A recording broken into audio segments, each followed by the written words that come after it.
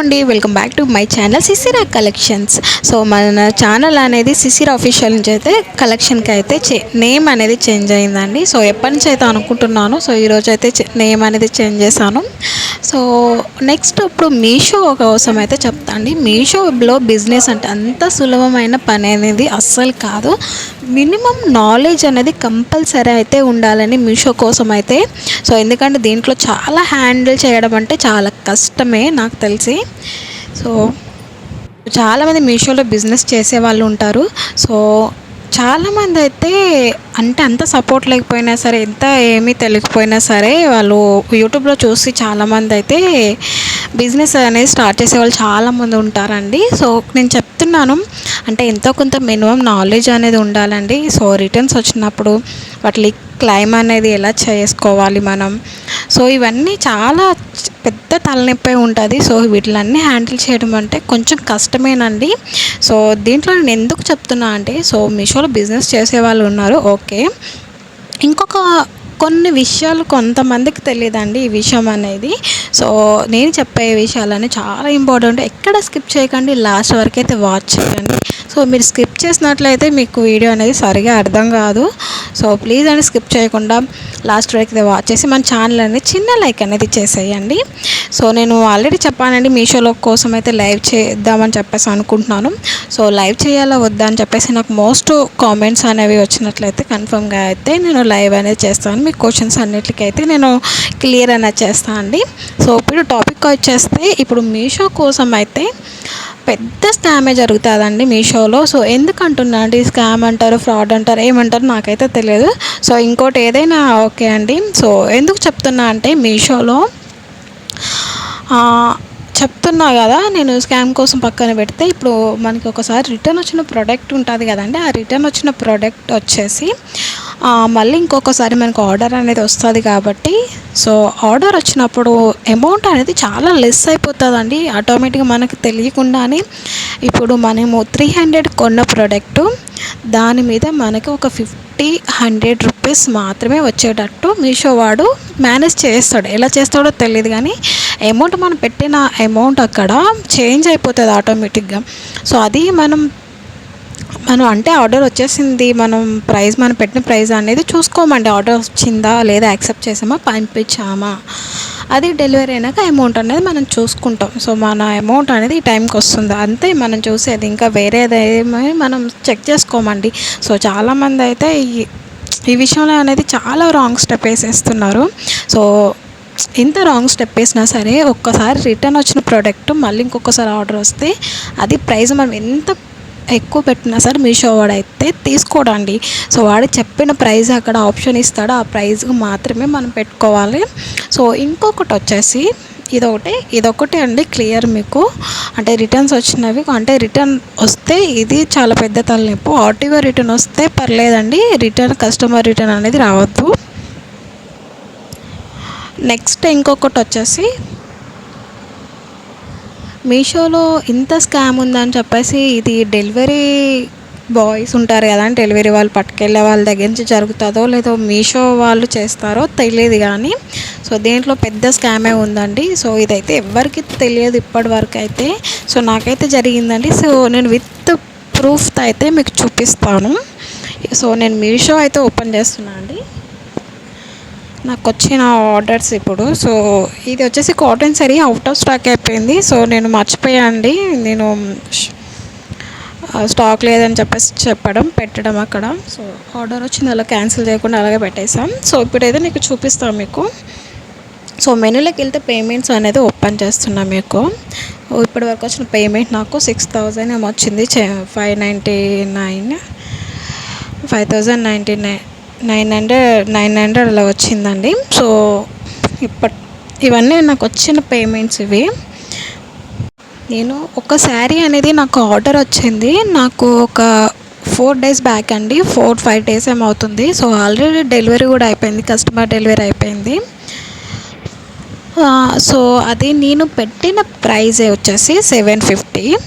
So ఇక్కడ price చూసారు, ఇక్కడ బాగా గమనించండి. సో ఇక్కడ ప్రైస్ వచ్చేసి 586 అని చెప్పేసి ఉంది కదండి బ్యాంక్ సెటిల్మెంట్.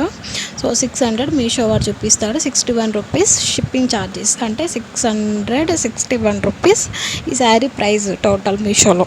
ఓకేనా, ఇక్కడ బాగా గుర్తుపెట్టుకోండి. సో బాగా మీరు చూడండి, నెక్స్ట్ మీకే అర్థమవుతుంది.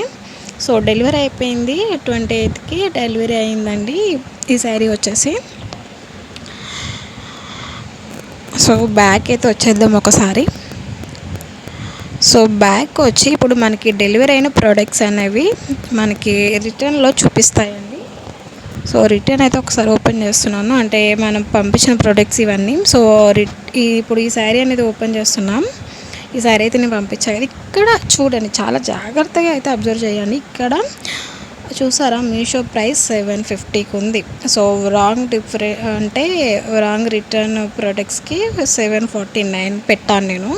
సో చూసారా, నేను 750కి పెడితే నాకు ఆర్డర్ ఎంత వచ్చింది, 584 రూపీస్ ఏమో వచ్చిందండి. సో అంటే ఇక్కడ చాలా స్కామ్ చేశాడు. ఎంత స్కామ్ అంటే మీషో వాడు మనం పెట్టిన ప్రైస్కి అంత, సో మనం ఎక్కడ ప్రైస్ అనేది చేంజ్ చేయలేదు. మీరు చూసారు ఆల్రెడీ డెలివరీ అయిన ప్రోడక్ట్కి ఎంత ప్రైస్ ఉందో. సో ఈ ప్రోడక్ట్ సేమ్ అది ఇది ఒకటే ప్రోడక్ట్ అండి, 750 ఉంది. సో ఆ ప్రోడక్ట్ ప్రైస్ అనేది రాలేదు. సో నాకు ఇక్కడ అయితే ఇది ఒక్కసారి జరిగింది, ఇంకొకటి కూడా జరిగిందని అది కూడా చెప్తాను. సో చూసారు కదా, దీంట్లో పెద్ద స్కామ్. ఒక్కోసారి మన ఆర్డర్స్ వచ్చినట్లయితే ఒకసారి చెక్ చేసుకోండి, చెక్ చేసుకుంటే చాలా బెటర్ అండి. ఎందుకంటే మనం పెట్టిన ప్రైస్కి రాకపోతే, ఎందుకంటే మీషోలోనే హోల్సేల్ ప్రైస్, మీషో అంటే హోల్సేల్ అండి, అది అందరికీ తెలుసు. సో ఇలా చేస్తే మనకి దీంట్లో ₹1 కూడా కలిసి రాదండి. సో డెలివరీ అయ్యింది. సో దాంట్లో మనకు వచ్చేసి 586 రూపీస్, అంటే చాలా తక్కువే నాకు వచ్చి. సో నాకు పడిన ప్రైస్ అంత శారీకి అండి. సో దాంట్లో వచ్చేది ఏమీ లేదు. సో చాలా జాగ్రత్తగా అయితే మనం ఇది అయితే చూసుకోవాలి. నెక్స్ట్ వచ్చేసి ఈ డ్రెస్ వచ్చేసి నాకు రిటర్న్ వచ్చింది. అంటే నాకు రిటర్న్ చూపించింది, కానీ నా దగ్గరికి రిటర్న్ రిసీవ్డ్ అవ్వలేదండి. సో రిటర్న్ అయితే రాలేదు, నాకు ఐటమ్ అనేది రాలేదు, రిటర్న్ వచ్చింది. దీనికి రిటర్న్ ఛార్జెస్ అనేది పడింది. నెక్స్ట్ ఇంకోటి చూపిస్తాను మీకు. ఇది రాలేదు, కానీ డ్రెస్ రాలేదు, శారీ అనేది రిటర్న్ వచ్చింది. నాకు ప్రోడక్ట్ అనేది నాకు రిసీవ్ అయిపోయింది. సో ఇక్కడ మిరాకిల్ మ్యాజిక్ ఏంటో తెలుసా అండి? సో ఒకసారి అయితే మీకు చూపిస్తాను, విత్ ప్రూఫ్తో అయితే చూపిస్తాను అండి. ఏది కల్పితం చేసి నేనైతే చెప్పట్లేదు. సో అన్నీ నిజాలే చెప్తున్నా అండి. మీషో కోసం అయితే చాలా కేర్ఫుల్గా అయితే ఉండాలి మనం. సో ఆర్డర్స్ వచ్చేస్తున్నాయి కదా, మనకి డబ్బులు వచ్చేస్తున్నాయి కదా అని చెప్పేసి ఇందులో అంత ట్రస్టెడ్గా నమ్మే అంత ఏమీ ఉండదండి.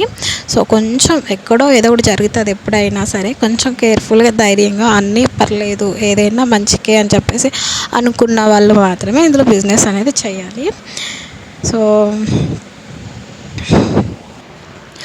ఇప్పుడైతే మీకు చూపిస్తాను ఒకసారి ఇంకొకటండి. సో ఇది వచ్చేసి ఆల్రెడీ నాకు రిటర్న్ అనేది వచ్చేసింది, శారీ రిటర్న్ వచ్చింది. మళ్ళీ ఇంకొకటి ఆర్డర్ అనేది వస్తే నేను మళ్ళీ పంపించి అది కూడా డెలివరీ అయిపోయిందండి.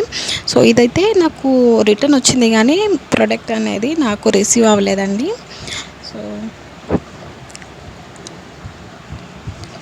నెక్స్ట్ ఇదొక్కటి నాకు రిటర్న్ వచ్చిందని చెప్పాను కదా, రిటర్న్ వచ్చిన శారీకి అమౌంట్ ఎలా పడింది నాకు అదే అర్థం కావట్లేదు. రిటర్న్ వచ్చింది శారీ. సో రిటర్న్ వచ్చేసింది, నాకు ఆల్రెడీ వేరే ఆర్డర్ వస్తే ఆల్రెడీ పంపించేసా అండి మీషోలో కూడా.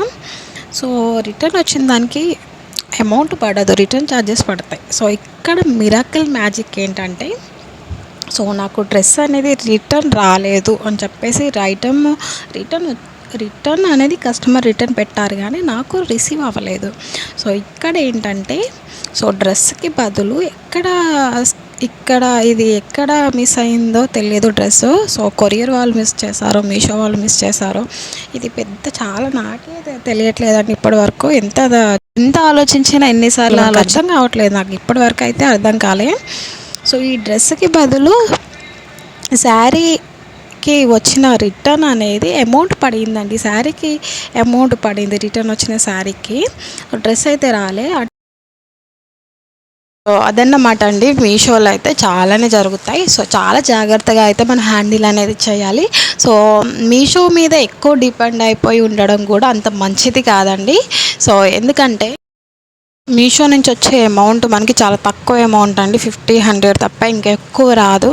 సో ఇందులో చాలా రిటర్న్స్ వచ్చాయంటే మనకి డబల్ పెట్టుకోవాలి, అండ్ మళ్ళీ చాలా క్లైమ్స్ అని ఇవన్నీ చాలా ఉంటాయండి. అదే యూట్యూబ్లో మనం ఓన్గా చేసుకున్నట్లే కొంచెం ఒక్క రూపాయి అయినా కొంచెం ఎక్కువ అనేది వస్తుంది.